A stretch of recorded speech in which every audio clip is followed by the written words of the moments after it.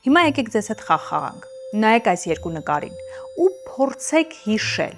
մեր մանկության կոնֆետի անունը գրվում էր գծիկով, թե առանց գծիկի, ժամանակը գնաց։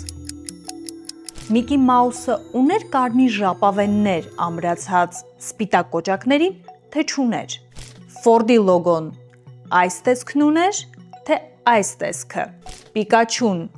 ուներ դեղին պոչ, թե սև պոչ, Մոնոպոլիայի ծերուկը ուներ աչքերին ակնոց, թե առանց ակնոց էր։ Թվում է պարզ հարցեր են, չէ՞, բայց այս հարցերին մարդկանց 80%-ը պատասխանում է սխալ։ Իսկ հիմա ամենաշոկայինը, ասում են, որ դրա պատճառը ոչ թե այն է, որ մենք համատարած մի օր կորցրինք մեր հիշողությունը, այլ այն, որ իրականում 2013 թվականին եղել է աշխարհի վերջը։ Եւ մենք հիմա